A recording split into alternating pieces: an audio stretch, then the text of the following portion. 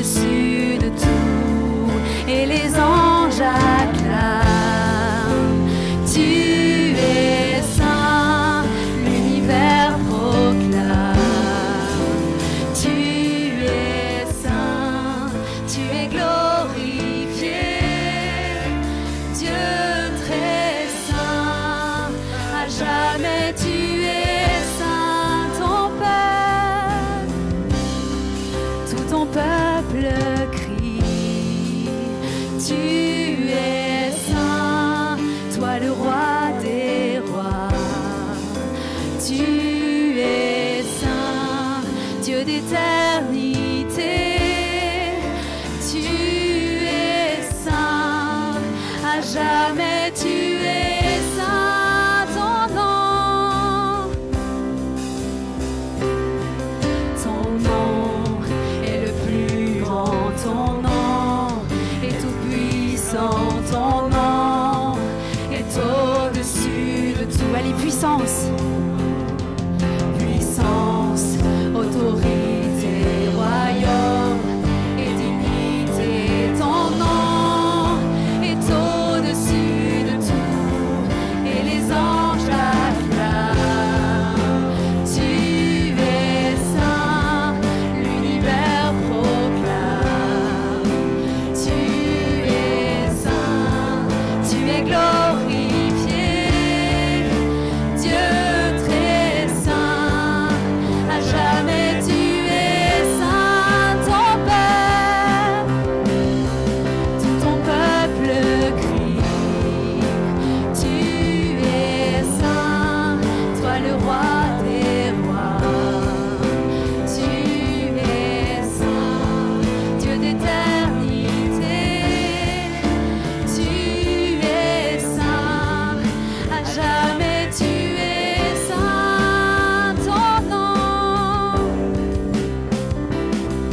ton nom est le plus grand, ton nom est tout puissant, ton nom est au-dessus de tout.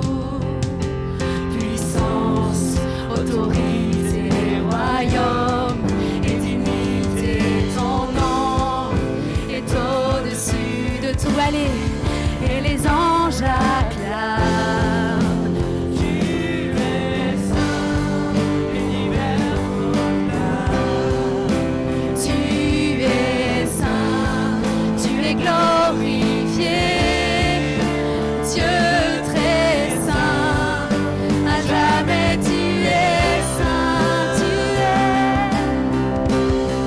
tu es glorifié, Dieu très saint, à jamais tu es saint, tu es glorifié,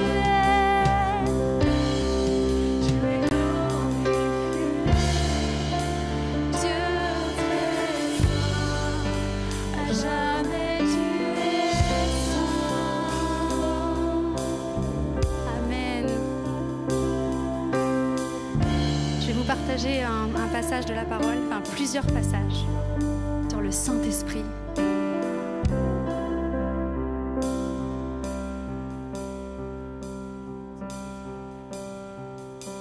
Dans Actes 2, 38, Pierre leur dit que chacun de vous soit baptisé au nom de Jésus-Christ pour le pardon de vos péchés et vous recevrez le don du Saint-Esprit. Amen. Dans 1 Corinthiens 3, 16, ne savez-vous pas que vous êtes le temple de Dieu et que l'Esprit de Dieu habite en vous? Et enfin, dans Romains 5, 5, il est dit que l'amour de Dieu est déversé dans notre cœur par le Saint-Esprit qui nous a été donné.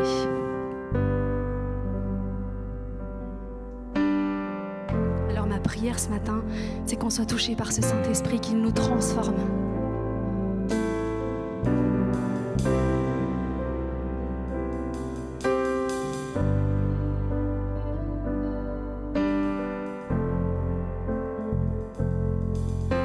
Tu m'appelles à venir sur l'eau, dans l'inconnu, je peux tomber.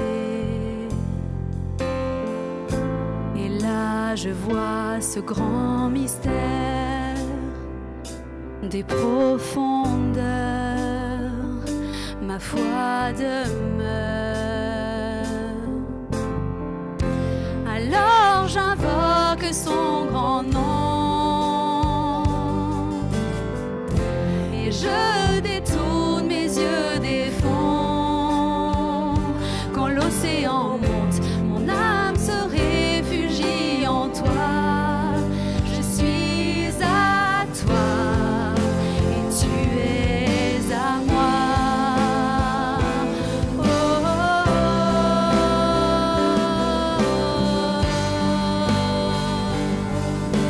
oh,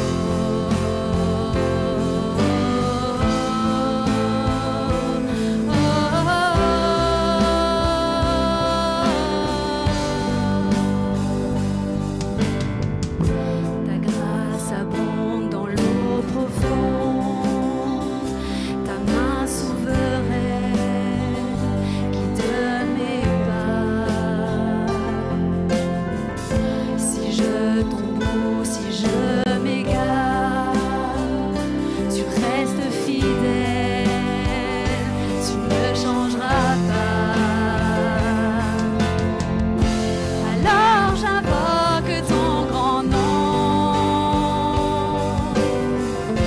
et je détourne mes yeux des fonds. Quand l'océan monte, mon âme se réfugie en toi. Je suis à toi et tu es à moi. Oh, oh,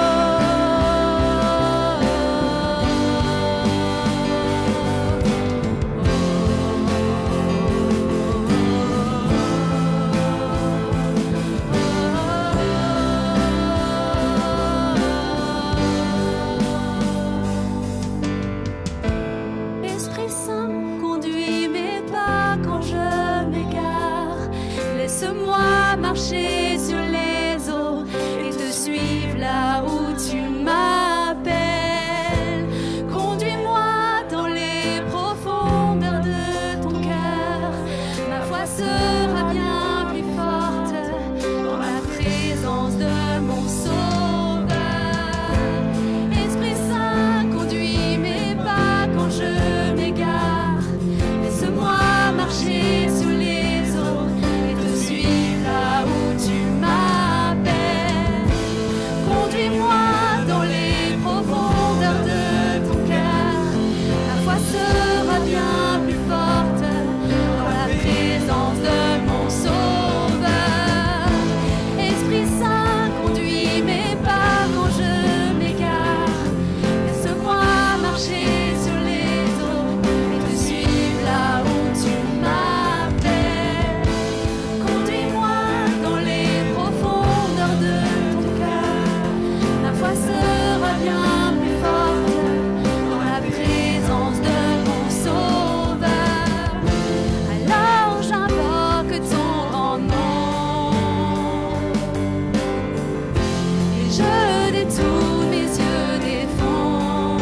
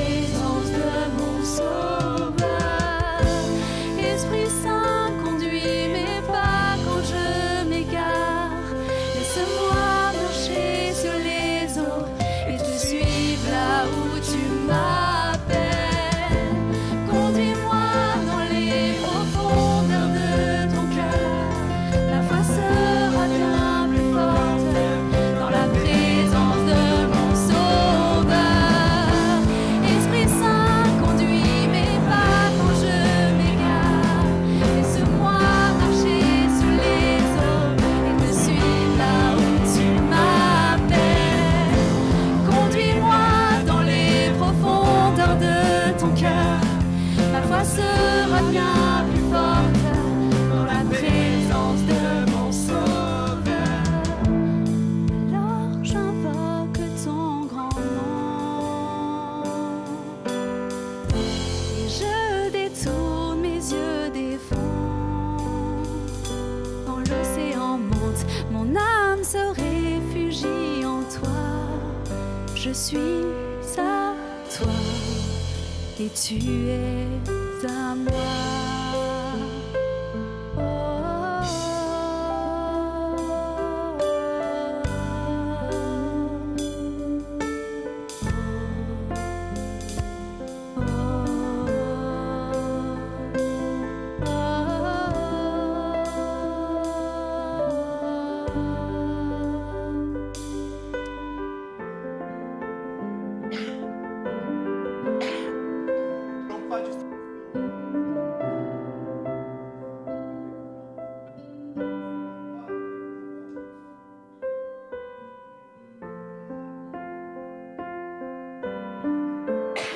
J'avais cette image de que parfois on reste au bord. Et pour avoir vécu en Guadeloupe, rester au bord, c'est beau. Parfois on trouve de beaux jolis coquillages. C'est une sensation agréable de sentir l'eau qui vient sur nos pieds et qui répare. Mais le Saint-Esprit, c'est un peu comme ça. Des fois, on commence à vivre cette vie en esprit, mais il nous invite à aller encore beaucoup plus loin. Vous savez pourquoi? Parce que si dans les bords, il y a des jolis coquillages, c'est dans les profondeurs qu'on trouve les trésors. Alléluia. Et ce matin, je pense que le Saint-Esprit, il nous fait un appel, quelle que soit la place dans laquelle tu es, aller plus loin avec lui. Et ces versets qui ont été lus tout à l'heure, ce sont des versets qui nous appellent à vivre vraiment cette dimension du Saint-Esprit dans nos vies. Et je pense que le culte est conduit pour qu'en tant qu'Église, on ne puisse pas se retenir. Enlevons toute barrière ce matin. Et oui, disons, amène-moi dans les profondeurs, Saint-Esprit. Amène-moi. On ne veut pas te retenir et on va lâcher prise. Alors si ce matin, tu pourrais juste dire au Saint-Esprit, parce que tu es envoyé comme un cadeau du ciel après le départ du Christ dans cette Pentecôte. Fais-moi vivre cette Pentecôte avec toi. Alléluia. Le monde a besoin des hommes et des femmes qui soient remplis de l'amour et de la puissance du Saint-Esprit.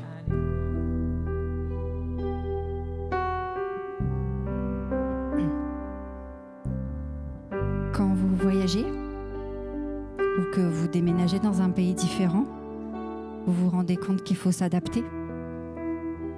Des fois, les façons de s'habiller sont pas pareilles, la façon de parler n'est pas pareille. Je me rappelle d'ailleurs du baptême quand nos amis iraniens ont parlé. Pour moi, c'était une chanson. C'était de la louange, juste leur façon de parler. Et pour ceux qui ne savent pas, on a vécu au Québec, donc ils parlent français, enfin, à peu près. Et il a fallu s'adapter. Par contre, vous allez au Québec et vous dites Christ, calice, hostie, tabernacle, c'est des insultes. Je peux vous dire, des collègues me disaient via d'étole de Saint-Crèche de Vlimont, ça vous parle pas du tout. C'est une façon de dire mince, ça m'énerve. D'accord? Donc il a fallu s'adapter et apprendre le langage pour pouvoir mieux communiquer avec eux et mieux comprendre. Ils ont leur culture, parce qu'ils ont leur histoire. Et puis par exemple, les enfants, c'est pas du tout comme chez nous. Les enfants, ils sont libérés beaucoup plus tôt, puis on leur demande d'être responsables beaucoup plus tôt. À 16 ans, on peut conduire, on peut travailler, on peut être hyper indépendant. Même au niveau du recrutement, nous on arrive avec notre technique de recrutement pour dire voilà, j'ai fait ça comme étude. Ils disaient ouais, non mais d'accord, on s'en fiche, t'aimes faire quoi, t'es bonne dans quoi? Ah, pas pareil. Et pour vous, tous ceux qui ont donné leur vie à Christ, on a déménagé les gars. On n'est plus dans le même royaume. On est en France, on va respecter tout ce qu'il faut respecter en France, mais la réalité du royaume est différente. La façon de vivre la justice est différente. La justice, c'est Christ. Et Et c'est ce que lui dit de la justice. Les relations ne sont pas les mêmes. Ton voisin, ça peut être ton frère. Puis des fois, tu vas devoir aider ton frère parce que tu ferais ça pour ton frère, donc tu vas le faire. La réalité du royaume change. Et les jeunes, il y a un truc qui va vous tomber dessus, qui est en train de vous tomber dessus. Je sais pas si vous le sentez, hein. Vous le sentez pas? C'est ce qu'a dit Mimi. Je t'appelle Mimi, je suis désolée. Le Saint-Esprit vous tombe dessus, mais c'est parce que il y a une réalité du royaume que c'est vous seul qui portez. Et si vous êtes étudiante, il y a plein de gens dans les campus qui ont besoin de vous entendre parler de Dieu, là. Vous savez ce qu'a dit un pasteur suite à la mort de Charlie Kirk, enfin l'assassinat de Charlie Kirk aux États-Unis? Il disait oui, tout le monde dit oh là là, mais le monde est tordu, le monde est tordu, le monde est tellement dur. Il dit il a toujours été tordu, il a toujours été dur. La différence, c'est que l'Église est devenue tiède. Et on a lâché du terrain. Et on a lâché des générations. Pardon. Les jeunes. Vraiment pardon. On vous a lâché. On n'a pas su vous accompagner, peut-être. Et dans toutes ces réalités du royaume, comment c'est géré? Comment le royaume est géré par notre roi? Il n'est pas dos au mur par quelque circonstance que ce soit. Mondial, personnel, il n'est pas dos au mur. Il maîtrise son sujet. Que ce soit la justice, que ce soit les relations.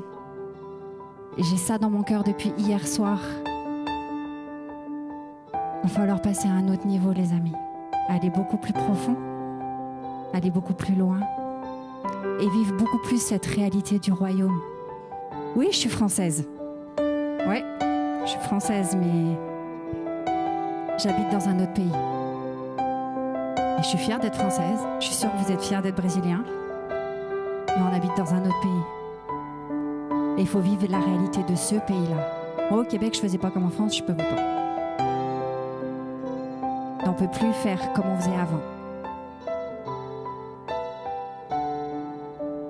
Et la jeunesse, il va falloir reconquérir le terrain.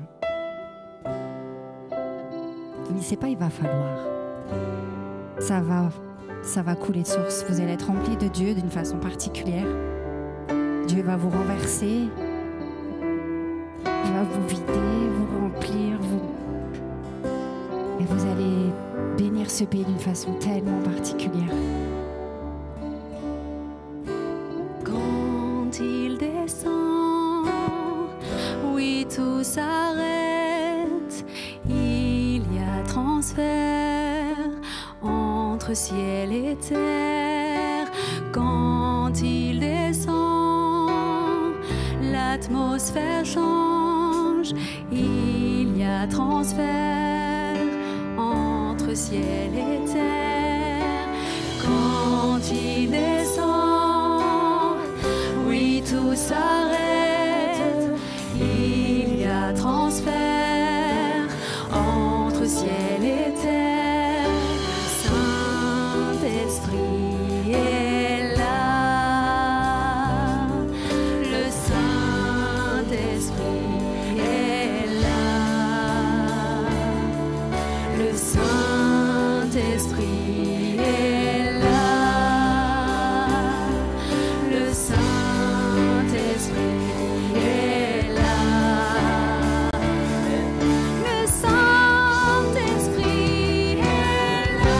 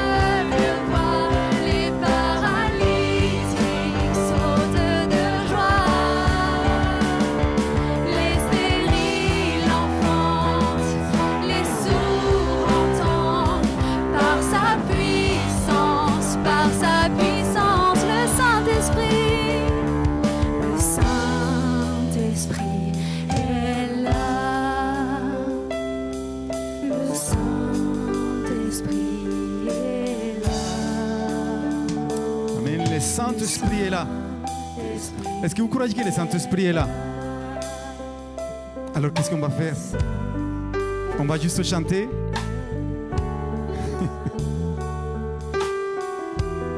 Vous savez, c'est comme quand on a un repas devant nous et on dit, oh, il est là, c'est super repas. Cette assiette elle est jolie, mais on ne la touche pas. On déclare juste qu'il est là. Mais le Saint-Esprit, c'est plus qu'une déclaration, c'est quelque chose qu'on vit. Amen. Alors qu'est-ce qu'on fait? Dis à la personne qui est à côté, qu'est-ce qu'on fait? Qu'est-ce qu'on fait? Si le Saint-Esprit est là, qu'est-ce qu'on fait? Oh! Quittons nos modèles. Sortons, un peu comme Anne-Sophie disait, sortons de nos codes. Le Saint-Esprit est là. Si le Saint-Esprit est là, alors je te lance un défi. Si le Saint-Esprit est dans ton cœur, dans ta vie, je te lance un défi. Je vais prendre je vais prendre des risques. Mais je vais le faire. Parce que je vous fais confiance, et surtout parce que je fais confiance au Saint-Esprit. Si le Saint-Esprit est là, va chercher quelqu'un, il prie pour la personne. Déclare la bénédiction. Déclare que la mort part et que la stérilité part. Déclare qu'il a un avenir. Ne soyons pas juste des chantres, mais des acteurs. 3, 2, 1, go, action. Allez-y. Allez-y, si le Saint-Esprit dans ta vie, tu te sens que le Saint-Esprit est toi, je pense que oui, va chercher quelqu'un, va aller venir, va lui donner quelque chose que le Saint-Esprit a déposé dans ton cœur ce matin. Ne laisse pas que la personne parte sans ta bénédiction. Va voir quelqu'un, va voir quelqu'un, va voir quelqu'un, va voir quelqu'un et ne laisse pas te priver de la bénédiction que Dieu va te donner pour t'utiliser. Alléluia. Voilà une église qui est dans le mouvement, une église qui proclame que le Saint-Esprit est là, mais qu'on agit. On agit. Je vois que Bruno est toute seule là. Je ne vais pas voir des personnes toutes seules. Allez-y, allez-y. Pas de personnes toutes seules, s'il vous plaît.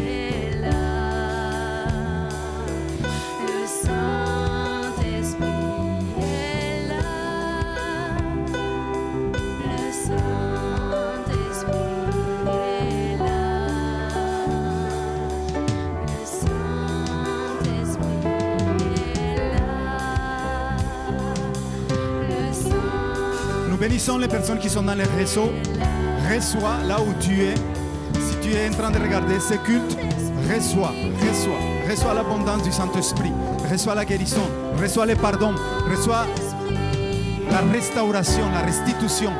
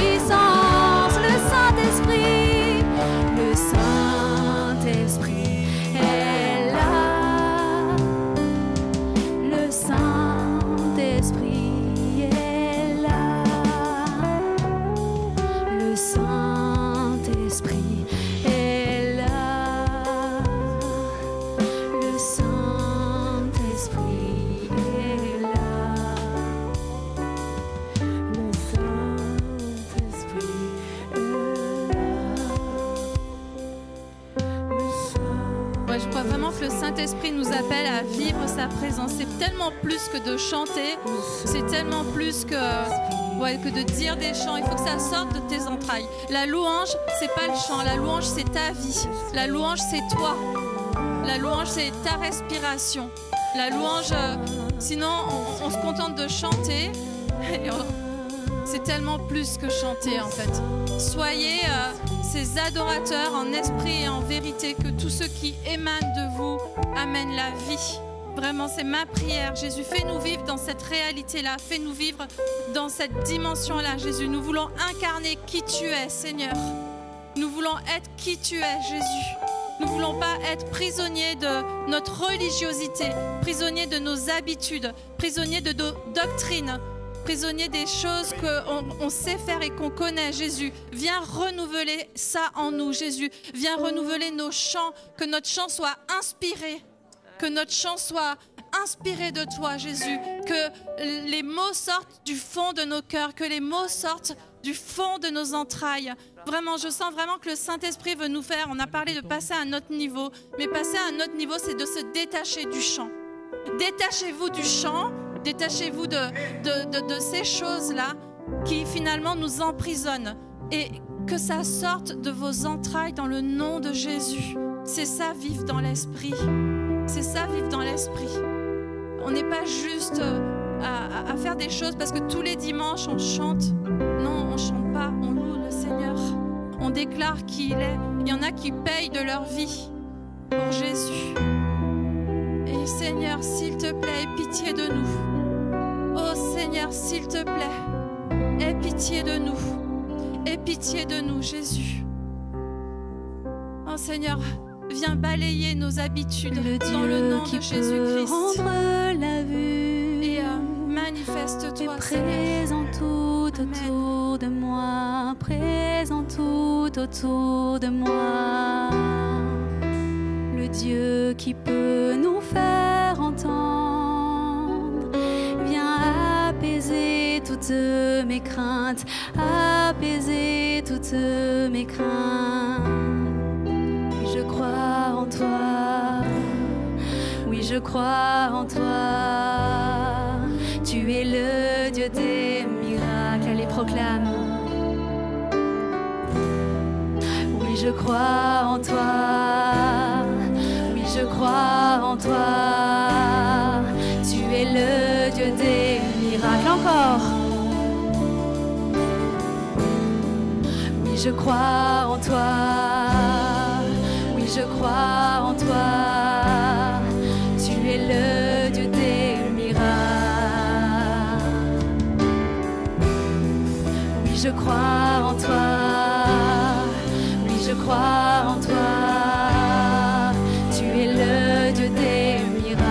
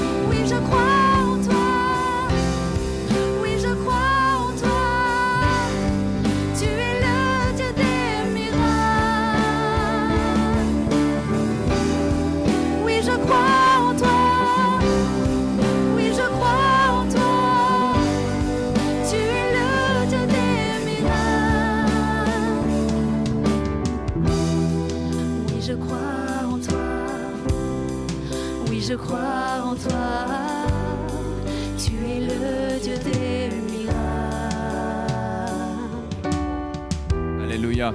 Les amis, on chante qu'il est le Dieu des miracles. Et j'avais cette image de cette bouteille. Soit il y a un bouchon, soit c'est ouvert. Au même titre dans ta vie, soit pas un bouchon, soit un canal. Pour que Dieu fasse des miracles. Parce que je vais vous dire quelque chose. Cette semaine, alors que je rencontrais une dame qui a 90 ans, en 1945, alors qu'elle avait les Allemands face à elle avec les mitraillettes, elle avait 10 ans à ce moment-là. 80 ans plus tard, elle était traumatisée, cette dame.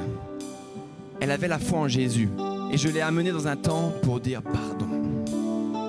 Pour que le canal soit débouché.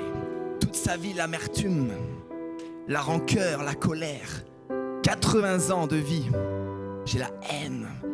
Elle était sur sa petite chaise et je lui ai dit, vous savez, Jésus, il veut vous aider à pardonner. Pour que le canal s'ouvre. Parce que des fois, tu peux demander que le Dieu des miracles agisse, mais finalement, il y a comme un bouchon. Il y a comme quelque chose qui empêche une chape de béton au-dessus de toi. Et tu dois libérer la place pour Jésus. Est-ce que ça parle à quelqu'un ce matin? Libère la place pour Jésus pour que l'eau vive coule. Parce qu'il a dit, celui qui croit en moi, des fleuves d'eau vive couleront en son sein. Mais est-ce que tu laisses la place ce matin et que tu lâches derrière toi ce qui ne va pas? Est-ce qu'on peut prendre juste ce temps, je vais prier. Si ça parle à quelqu'un, ferme les yeux ou fais comme tu as l'habitude de faire. Jésus, aide-moi à pardonner. Aide-moi à te faire de la place là où il y a tellement des sentiments qui me rongent. Fais-lui de la place. C'est tellement dur, mais c'est une décision ce matin, afin de ne plus être un bouchon, mais de le laisser passer comme un canal. Merci Saint-Esprit, agis, on le chante, qu'il agit, qu'il fait des miracles. Agis maintenant Saint-Esprit. Fais-nous du bien. Amen.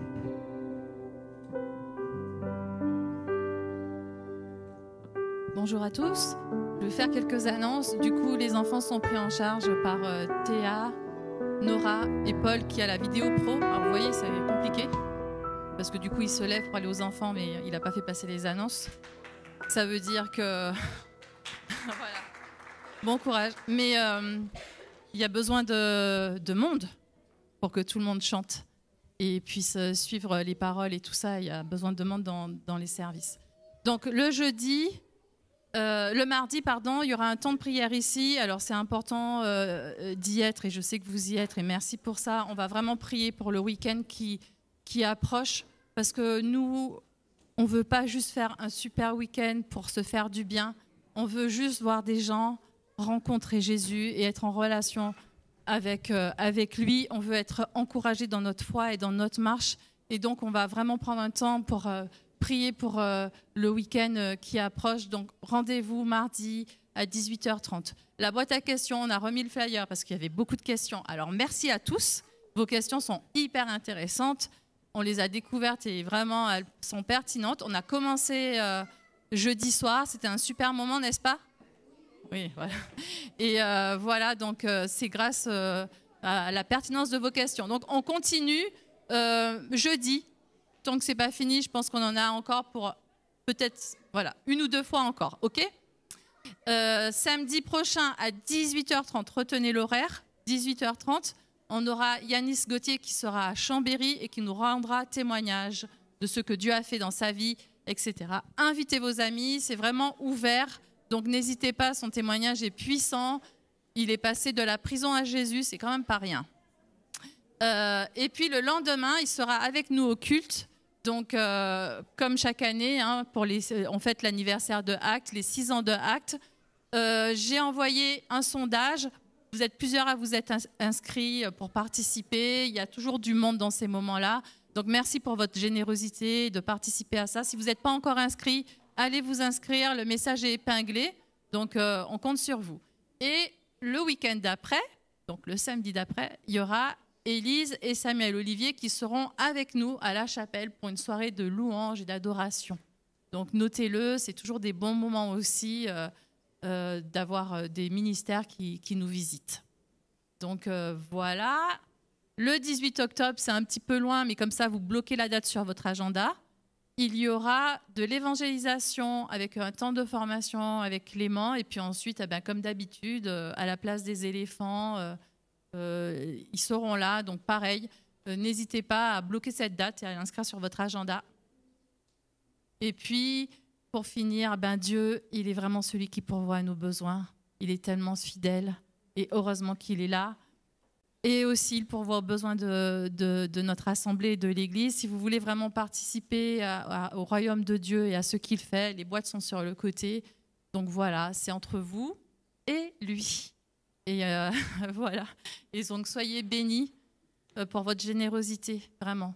Et on va laisser la place à Octavio pour le message, puis aux sources. Seigneur, merci pour ce que tu veux nous dire ce matin, que nos cœurs soient vraiment ouverts pour qu'on puisse accueillir ce que tu veux dire et qu'on puisse grandir dans qui tu es, Seigneur. Qu'on puisse te découvrir encore différemment. On a tellement soif de toi, tellement faim de toi, Jésus. On ne veut pas se satisfaire de ce qu'on connaît. On veut que tu renouvelles sans cesse même nos connaissances, Seigneur. Que nos connaissances ne nous emprisonnent pas dans le nom de Jésus, vraiment. Et qu'on puisse toujours garder les yeux fixés sur toi pour avoir une eau fraîche, une eau renouvelée dans le nom de Jésus. Amen. Avant de passer au message, oui, je vois que toi, vous vouliez ça. Et vous savez, dans l'église, on fait aussi des choses qui sont très pratiques, comme la formation. Et c'est très intéressant de savoir qu'on ne se contente pas juste d'être des croyants, mais qu'on veut aspirer à être des disciples. Mais pour être disciple, il faut être discipliné, il faut creuser la parole de Dieu, il faut aller dans des temps de formation. Et on est très, très fiers et très contents qu'à chaque fois quand quelqu'un finit un module, de pouvoir l'encourager. Donc, ce matin, on va encourager certains avec les certificats parce qu'ils ont été là de manière assidue à remplir, à travailler. Donc, le premier certificat, c'est à Arlène. Je devais lui donner depuis un moment. Alors, on l'encourage. Elle a fait la nouvelle Vie en Christ, volume 1. Alors, Arlène, elle a été super courageuse parce qu'elle a commencé et puis elle a dit à un moment donné, mais moi, il faut que j'aille jusqu'au bout. Et il y en a qui commencent et qui ne terminent pas. Donc, c'est vraiment un encouragement aussi de faire comme Arlène et d'aller jusqu'au bout. Il n'y a pas de délai, mais allez jusqu'au bout. Voilà. Alors, après, j'appelle Philippe à nouveau, qui est déjà au volume 3, mais il va dépasser tout le monde. Attention, attention. Bravo, Philippe, pour...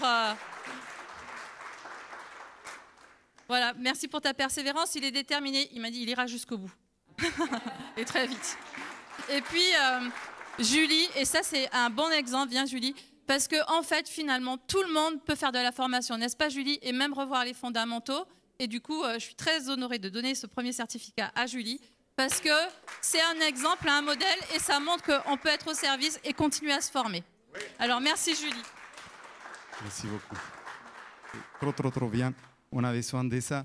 Moi, ce matin, vraiment, les Saint-Esprit nous a tellement bien conduits dans la construction de la louange, dans le fait qu'il y a eu des paroles qui ont été vraiment orientées vers ce que j'avais dans mon cœur, que je voulais vous partager. Mais si à un moment donné, écoute, ils m'ont piqué la prédication, donc tu fais quoi, Octavio? Ben, tu t'adaptes, tu fais comme le Saint-Esprit continue à faire dans nos vies. Et moi, je voudrais vous partager quelque chose que vous connaissez déjà. C'est une histoire qui est très connue. Combien de fois, peut-être, vous avez déjà entendu parler ou prêcher sur ce message? Mais dans la Bible, il y a des trésors qui sont inépuisables. Et je pense que justement, les messages qui sont très pratiques, c'est les messages qu'on devrait avoir de plus en plus dans nos esprits. Parce qu'on oublie, je pense que le processus d'être chrétien, la foi en Jésus-Christ, c'est un processus dans lequel il faut revenir sur des choses qui sont essentielles. Et la pensée que j'avais pour ce matin, c'était, j'avais ces deux images-là que Clémence a vraiment bien fait, c'est le puits et les sources. Et vous savez que dans l'histoire de la Bible, les puits et les sources ont une grande importance. Et puis après, c'est la source, c'est aussi des sources pour s'altérer, pour la vie. Et en même temps, je pense qu'il y a une différence entre tous les deux. Et c'est comme si le Saint-Esprit pressait dans mon cœur, il me disait, aujourd'hui, on est dans une saison dans l'Église, dans laquelle l'Église, elle doit passer du puits à la source. Vous savez, à partir du moment où Jésus-Christ lui-même, il nous a dit dans Jean 7, 38, il a dit, celui qui croit en moi, depuis Dieu coulera de son cœur. Vous me dites Amen, Amen à ces grosses... Je viens de dire quelque chose. Non, ce n'est pas des puits, c'est des fleuves. Amen. Des fleuves. C'est pour ça que ce matin, quand on s'est dit le Saint-Esprit est là, qu'est-ce qu'on va faire? Ah ben, si tu as un fleuve dans ta vie, il faut partager ça.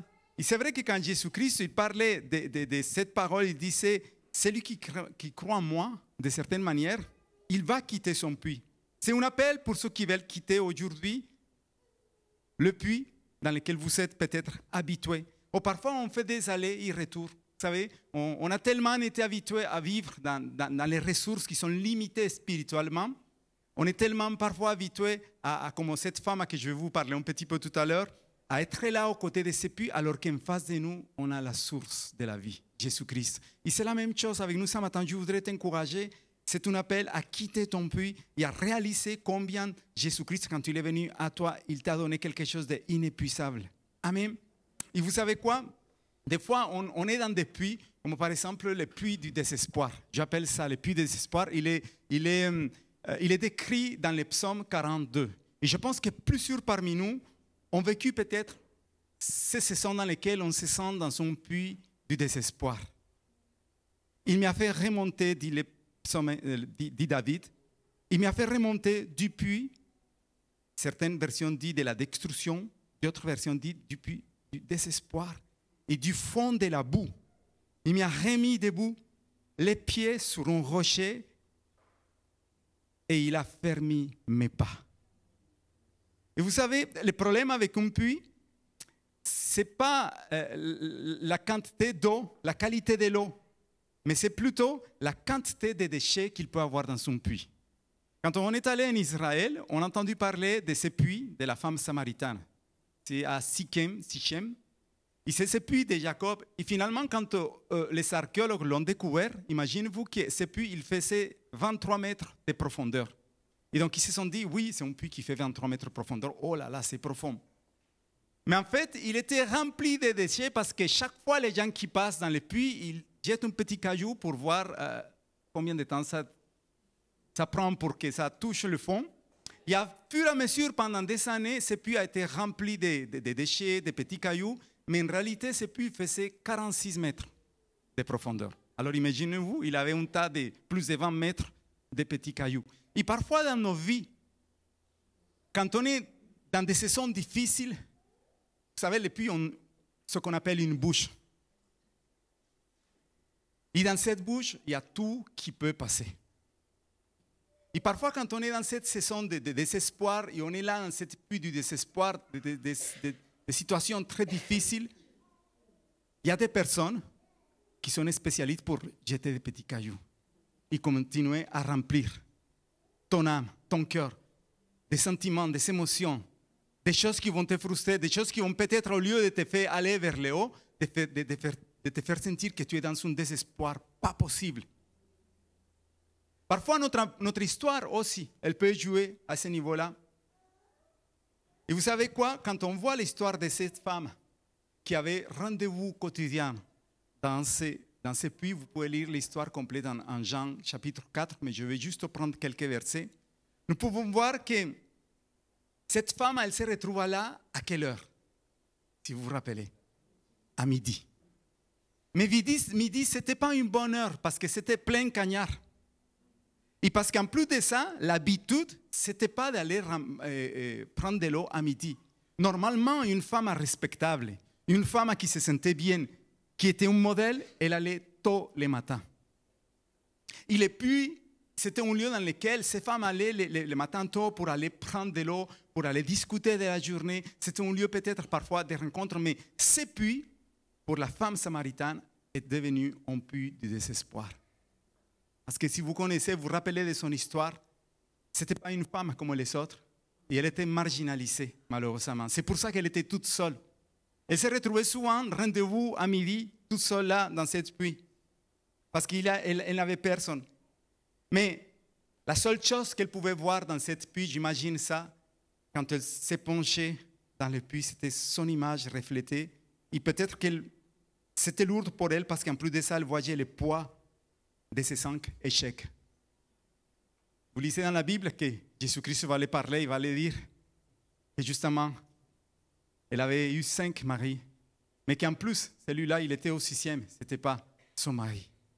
Et cette pluie de désespoir renvoyait sur elle tous les échecs de sa vie, toute la situation qu'elle était en train de traverser. Les amis, ce matin, je veux vous dire quelque chose pour ceux qui se sentent parfois dans un puits comme ça du désespoir. Jésus-Christ a une solution pour toi.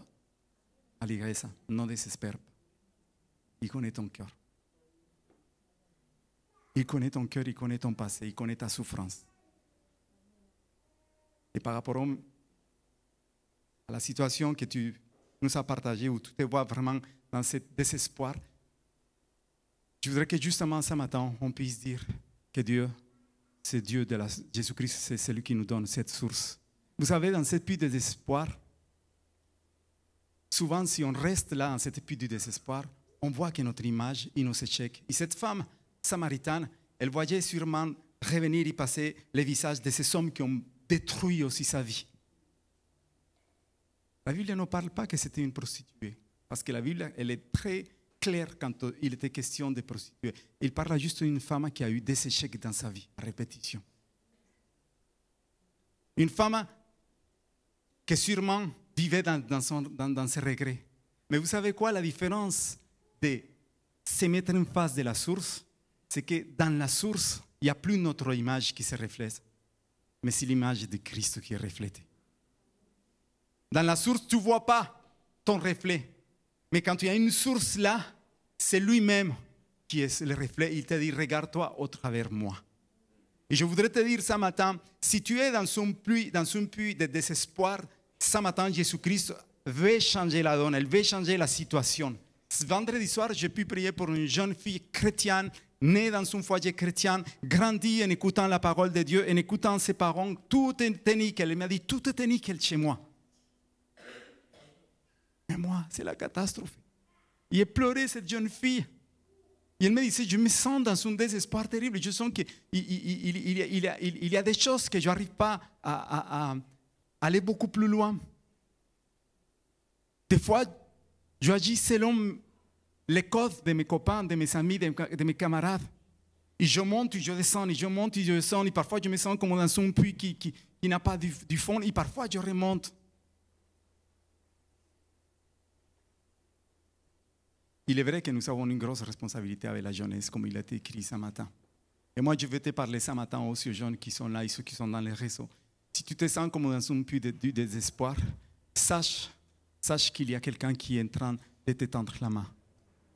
De la même manière que Dieu l'a fait avec David. Il a dit qu'il l'a fait remonter. Il l'a fait remonter. Le puits, ce n'est pas un lieu de vie. Ça peut être juste un lieu passager. Mais ce matin, Dieu veut te faire passer d'un puits à une source de vie. Parce que ta vraie place, c'est à côté de la source inépuisable qui est en lui. Amen. Il y a aussi d'autres puits. C'est les puits qui sont hérités. On peut appeler ça les puits de nos ancêtres. Et d'ailleurs, la femme samaritaine, il va dire, ce puits dans lequel on est là, c'est le puits de nos ancêtres, de mon ancêtre Jacob. Et moi, quand j'entends parler de ça, ce matin, je voudrais aller un petit peu plus loin et me dire que parfois, ces puits, ce sont des choses que nous portons soit par notre héritage ou soit de notre passé. Comme cette femme qui avait tout un héritage qui était derrière elle, même en tant que femme samaritaine. Vous savez, les Samaritains, dans le temps juif, c'était un peuple qui était regardé comme un peuple maudit.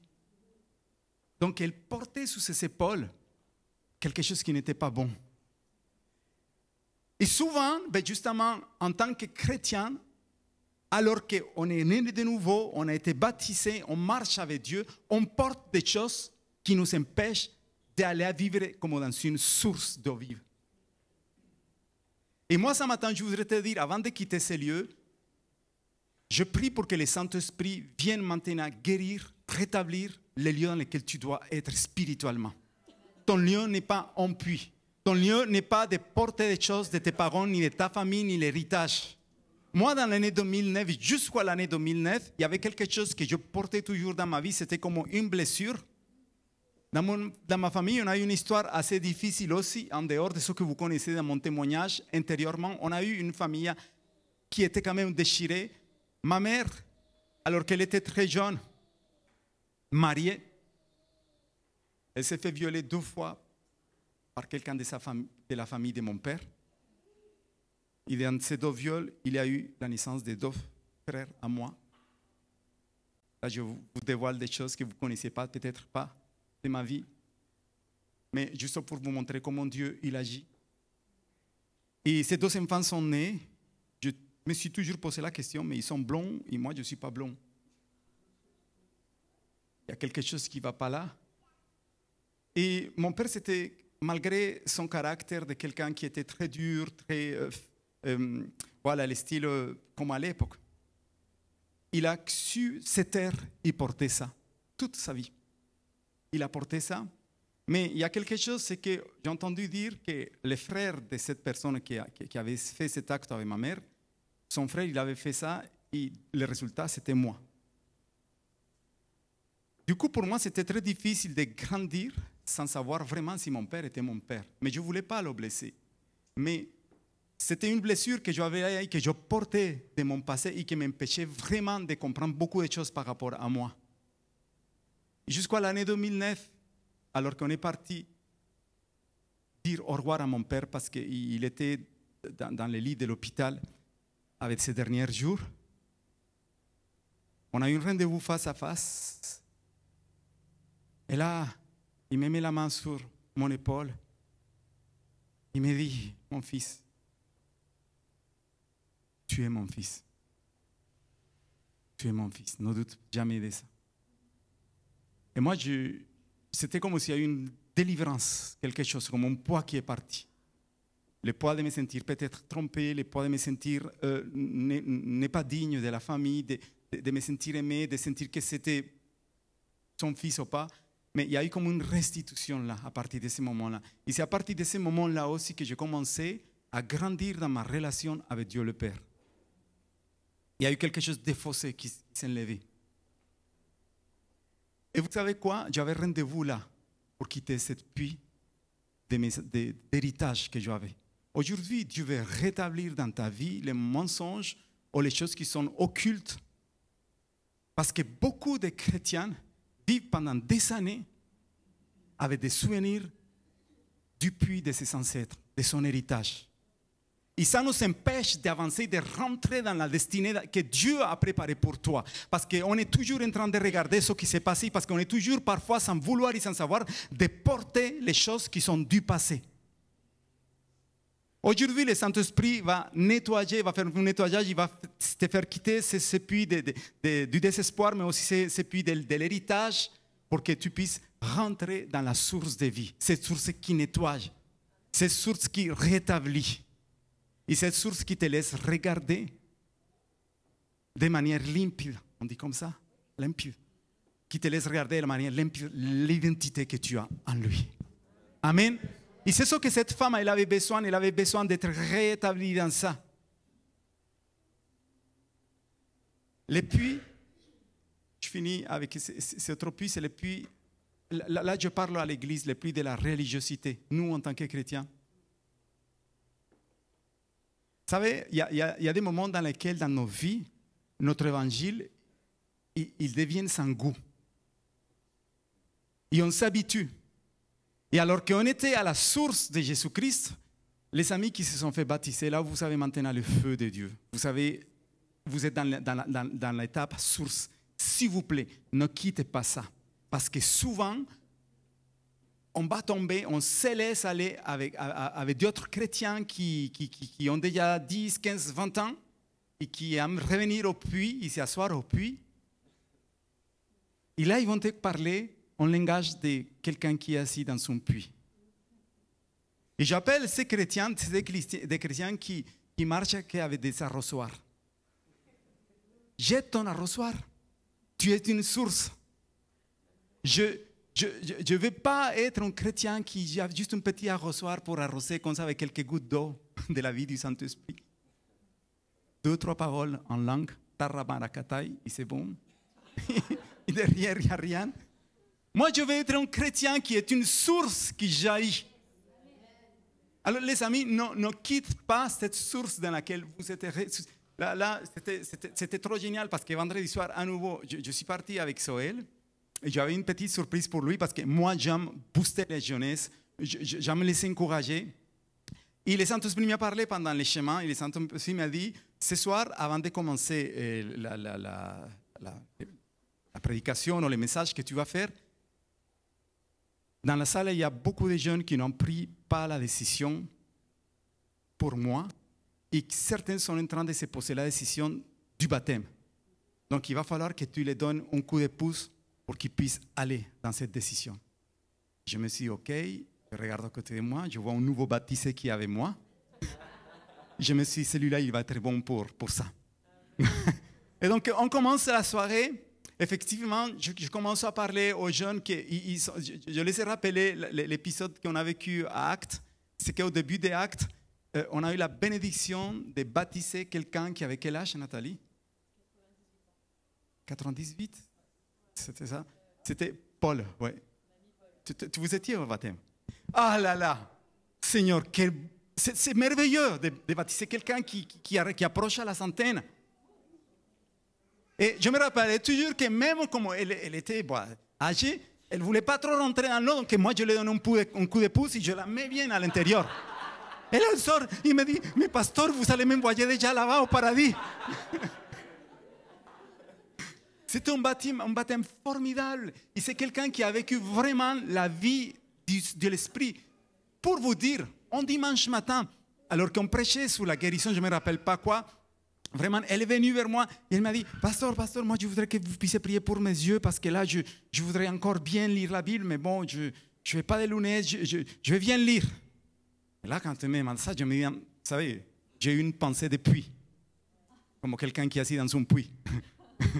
Je me dis, mais Seigneur, elle a 80 ans, elle approche 100 ans, et elle va voir, elle devrait être très contente, c'est déjà pas mal.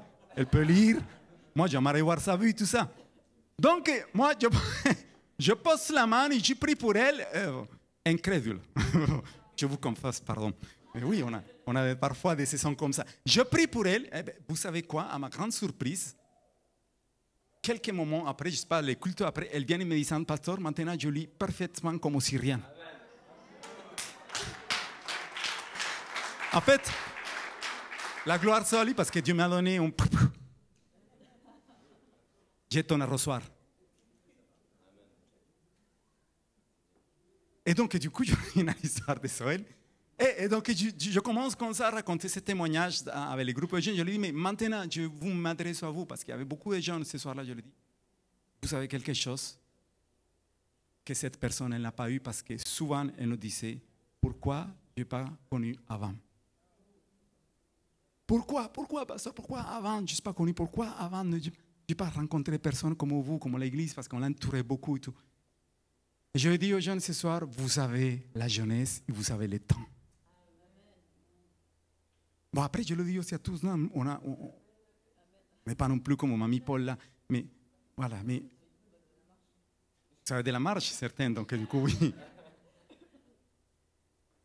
Et du coup, je dis, Soël, viens, passe là devant, et si tu as un mot à dire à ces jeunes, qu'est-ce que tu pourrais leur dire pour qu'ils puissent avoir un déclic à niveau de leur engagement avec Jésus-Christ par rapport au baptême? Et là, Soël, il a été très efficace, 3 minutes au chrono, bam, bam, bam, bam, bam, bam, bam, bam.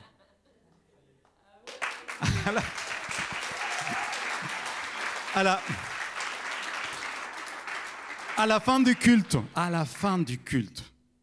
les responsables des jeunes qui viennent me voir, ils me disent, ça peut dire Jérémie, me dit, écoute, mais on a eu encore des jeunes qui sont venus pour le baptême, pour qu'on les baptise.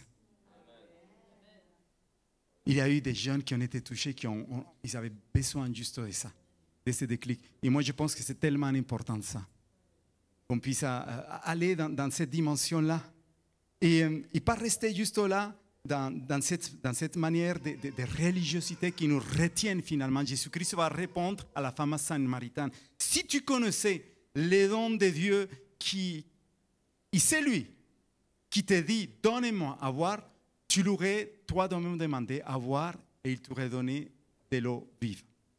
Il est en train de le dire, tu as une sorte de connaissance. Quelque part, tu connais ton héritage, ce qu'a fait ton père, ton ancêtre Jacob, Parce qu'à un moment donné, il a dit, même il a parlé de la religion, il va lui dire, mais oui, mais nos ancêtres disaient qu'il faut louer dans ce monde qui est là. Et Jésus-Christ va casser tout ça, il va lui dire, non, le Père cherche des adorateurs en esprit et en vérité, quitte ton puits, viens à la source.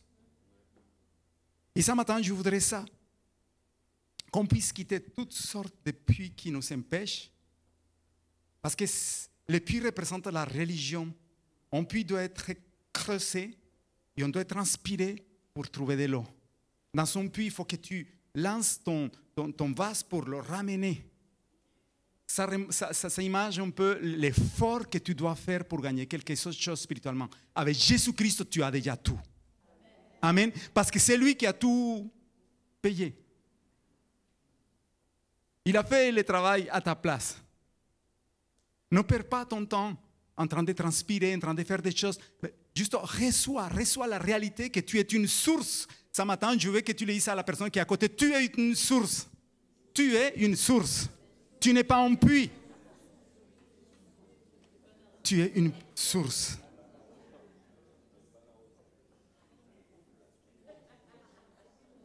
Moi, je vais finir avec quelque chose. Je suis en train de finir. Je voulais apporter ça.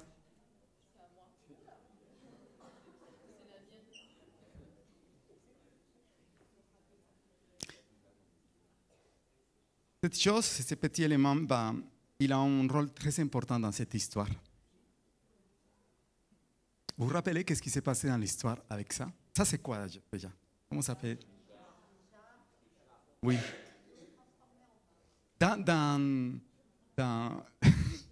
J'aime bien ça. On va boire du vin tout à l'heure.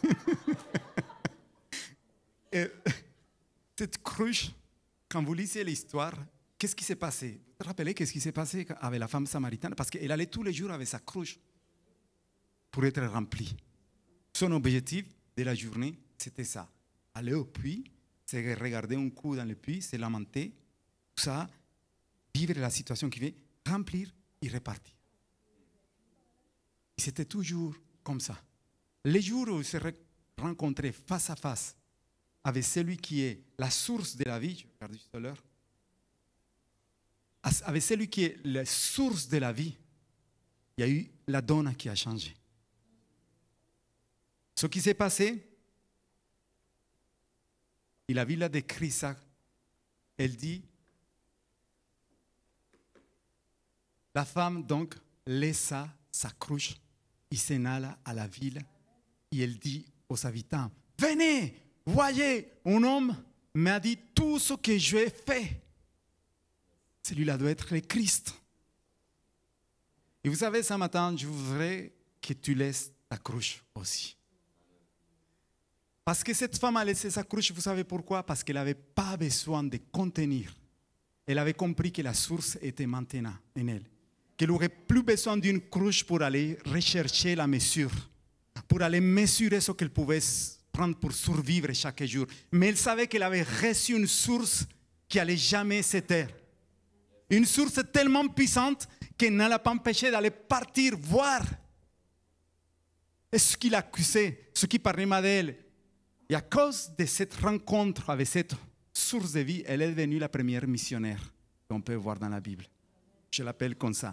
La première missionnaire parce qu'elle a reçu, elle a été chercher son peuple.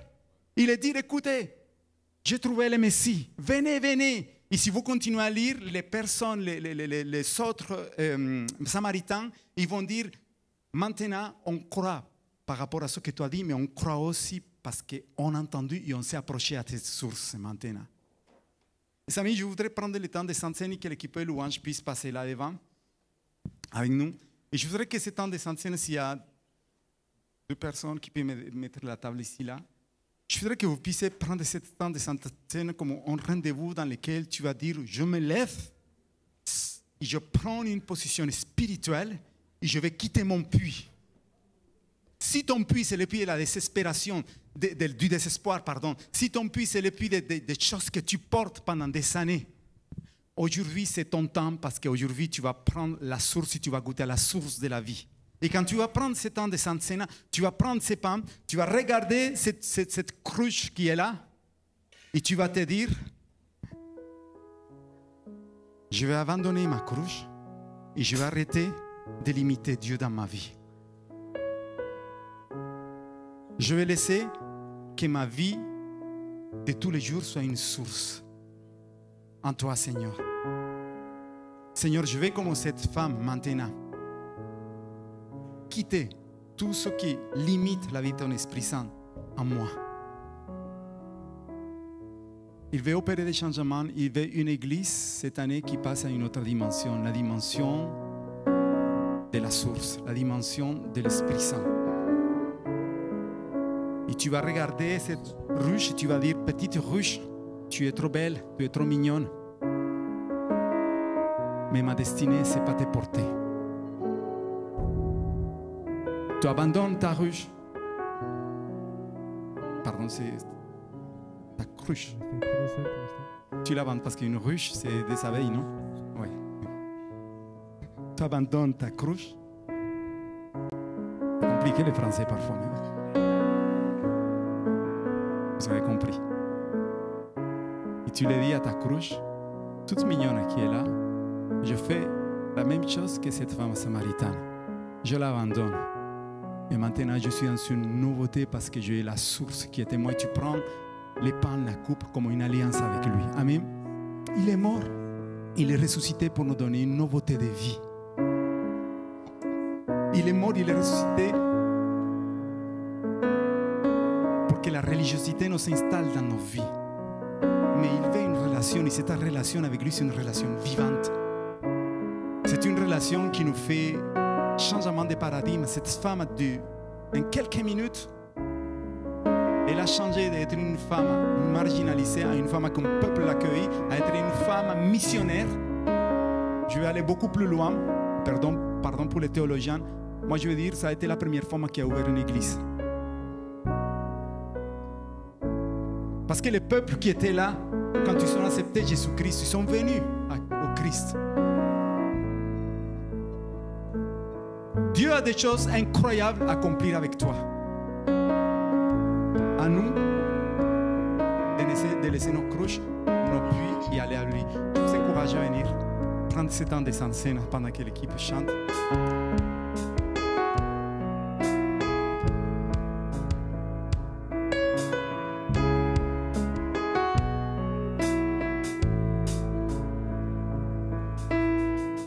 Quand je me sens seule et désemparée, dans la vallée des ossements desséchés, je m'accrocherai à ta parole, ton esprit sera la boussole qui me conduit sur ce chemin.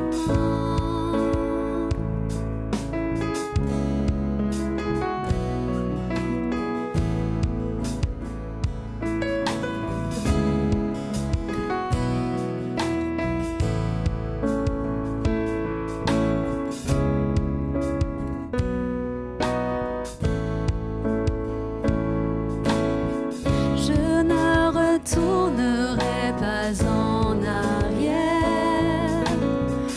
La route est longue, mais mon cœur persévère.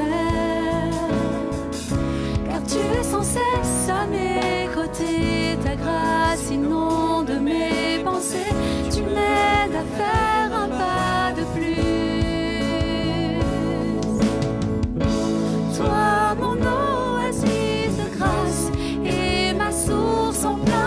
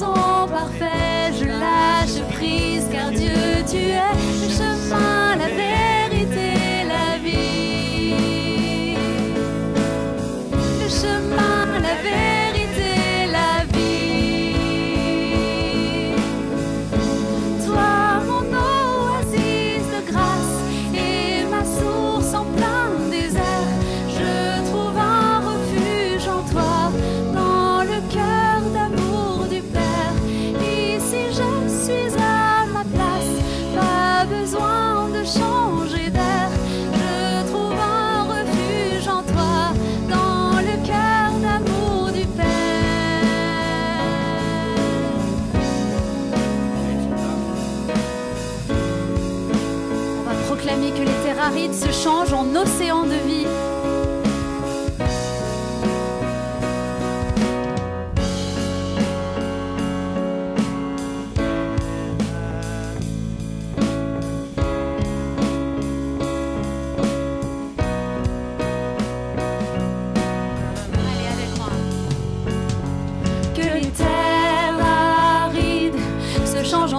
Océan de vie dans le nom de Jésus, dans le nom de Jésus, que les cœurs brisés dès maintenant soient restaurés dans le nom de Jésus, dans le nom de Jésus. Allez, déclare que les terres arides se changent en océan de vie dans le nom de Jésus.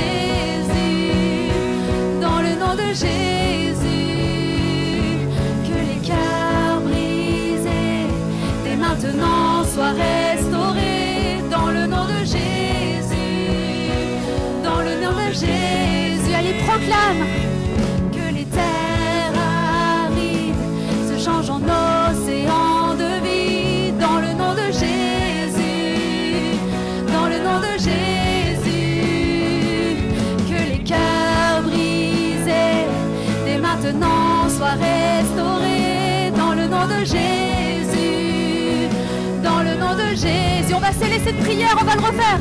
Que les terres arides se changent en océan de vie dans le nom de Jésus, dans le nom de Jésus. Que les cœurs brisés dès maintenant soient restaurés dans le nom de Jésus. Jésus, toi mon oasis de grâce et ma source en plein désert, je trouve un refuge en toi, dans le cœur d'amour du Père. Ici je suis à ma place, pas besoin de changer d'air, je trouve un refuge en toi, dans le cœur d'amour du Père. Le cœur d'amour du Père. Alléluia. Le cœur d'amour du Père. Amen. Alléluia. Amen.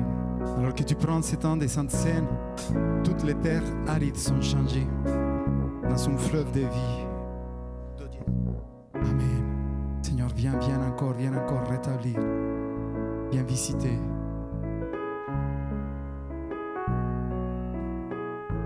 Ce matin, Dieu veut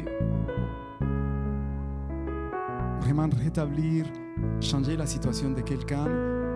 Et il y a quelqu'un dans cette salle qui sent que, vous savez, il y a quelque chose qui, je ne sais pas comment on s'appelle, c'est un phénomène, c'est le phénomène, ou vous pouvez appeler ça le syndrome du mi-chemin. Parfois, on fait les choses et au mi-chemin, c'est fort parce que quand on a une destination, si on s'arrête au mi-chemin, c'est comme si on va perdre tout. La motivation, tout. Il y a des personnes qui sont dans un cycle comme ça, où tout se passe à mi-chemin. Les études, sa vie amoureuse, sa vie professionnelle, et vous sentez que c'est toujours mi-fait, mi-pas fait.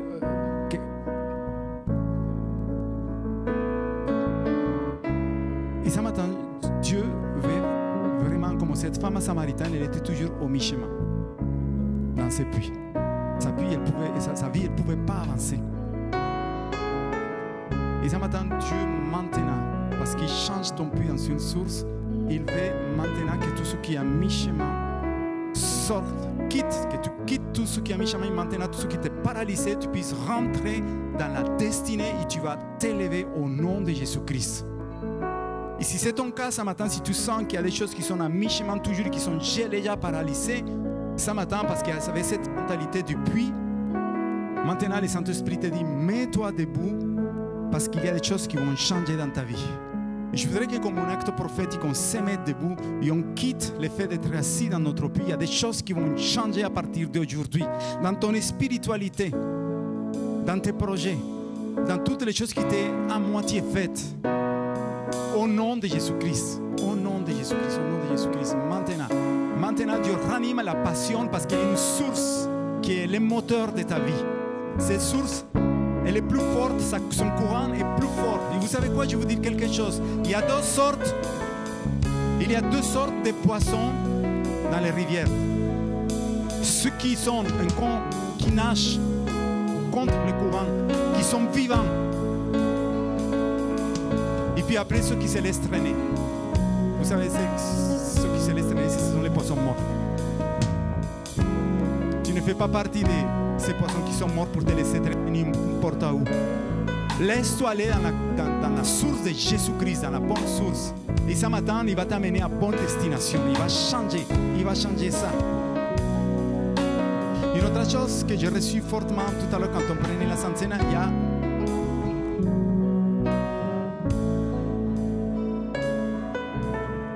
je voudrais dire à Maureen, tu regardes trop comme cette femme a ton reflet dans le puits et c'est comme s'il y avait des combats et peut-être que cette parole va aussi pour certaines femmes qui sont là, jeunes filles qui sont là. Quand vous regardez votre reflet comme cette femme samaritaine dans le puits, on est en train de regarder une image qui est faussée.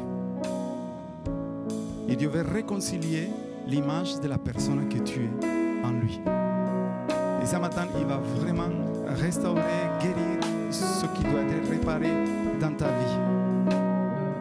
Pour beaucoup de jeunes et de jeunes femmes, écoutez ça, leur corps physique est devenu un terrain de combat. Parce qu'on est dans une société dans laquelle il faut avoir un standard. Il y a des modèles. Et à cause de ça, ils sont toujours dans un combat avec leur corps. Je gagne du poids, je perds du poids, je dois faire ci, je dois faire ça. Quand je me regarde sur le miroir, il faut que je sois bien devant le miroir. Mais c'est quelque chose qui est devenu vraiment de pas sain. Parce que ça reflète quelque chose qui n'est pas bien posé dans ton identité. Ce matin, tu vas aussi guérir.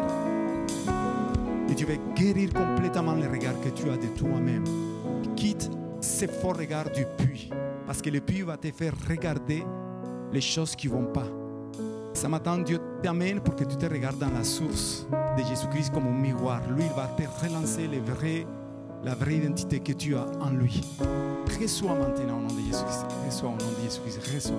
Reçois maintenant au nom de Jésus-Christ. Laisse que le Saint-Esprit vienne maintenant. Il est tôt, donc on a fait du bon temps. Je voudrais rester là pour prier pour certaines qui, si vous voulez qu'on prie avec vous, avec Nathalie, qu'on sera là. L'équipe prière aussi sera là avec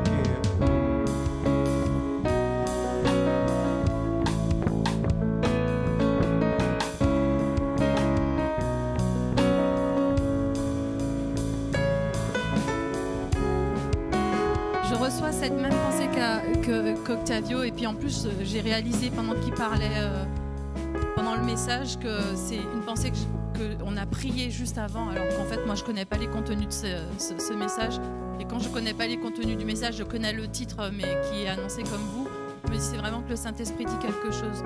Donc il parlait du fait qu'on devait changer notre façon de voir, mais je sens aussi qu'il y a quelque chose qui concerne vraiment les chrétiens, et là je parle vraiment des gens qui sont engagés avec Dieu et qui essayent de suivre Jésus.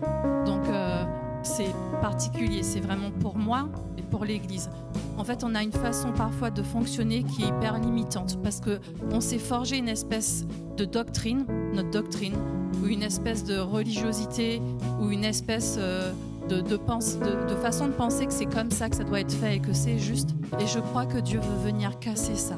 Vraiment, dans le nom de Jésus. C'est vraiment comme quand Jésus rentre dans le temple et qui balaye les choses. Il y a des choses qui nous paralysent, nous qui sommes enfants de Dieu, et je parle des enfants de Dieu, ils paralysent les enfants de Dieu parce qu'ils se sont construits une espèce de forteresse ou de pensée qui nous limite et qui nous fait croire que c'est comme ça. Mais que Dieu veut venir juste rafraîchir, que Dieu veut venir naître de nouveau en fait.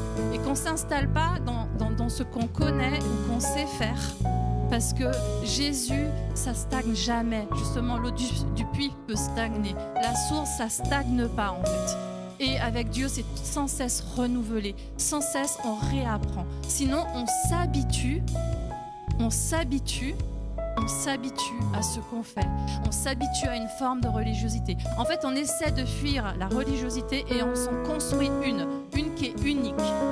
Et Dieu veut casser ça. Et la source, c'est ça. Ça se casse. Et c'est pour ça que c'est pour nous. Et je prie que les choses que je me suis construites soient détruites dans le nom de Jésus. Et je prie vraiment que nos raisonnements changent. Parce que le Saint-Esprit fait toujours des choses nouvelles. Il fait toujours des choses nouvelles et neuves. C'est jamais pareil. Et si on est trop dans nos habitudes, on empêche le Saint-Esprit d'agir. On empêche le Saint-Esprit de faire ce qu'il veut faire. On répète chaque fois la même chose. Alors vraiment, si tu es chrétien, que tu aimes Dieu, repens-toi. Dis Seigneur, je veux pas de ces choses qui me limitent. Je veux que l'eau coule, que l'eau jaillisse et je veux quelque chose de nouveau. Et si tu sens que tu es paralysé dans ta façon de vivre la foi, que tu t'es créé des rituels, je parle de rituels, que tu t'es créé des habitudes, que tu t'es créé des tas de choses et que tu penses que c'est juste, et ben viens maintenant et donne ça, remets ça dans les mains de Jésus et que la vie vienne à nouveau jaillir. C'est vraiment, on a chanté des ossements, ce chant parle d'ossements, de terre aride, vraiment que le Seigneur enlève toute aridité de nous dans le nom de Jésus. Soit une source. On continue à chanter et pendant qu'ils vont chanter, venez si vous voulez qu'on prie pour vous. Au nom de Jésus-Christ, on est là pour recevoir ensemble cette onction du Saint-Esprit, pour recevoir les sauts du ciel, du Saint-Esprit. On a besoin, venez, vous avez besoin, comme nous, comme moi, d'être un chrétien qui soit actif dans la foi, dans l'amour, dans la puissance. Laisse activer la puissance de Dieu dans ta vie maintenant, au nom de Jésus-Christ, au nom de Jésus-Christ. Venez recevoir. On dit aux personnes qui sont dans les réseaux, soyez bénis. On finit de transmettre les cultes pour que les personnes qui veulent passer viennent là.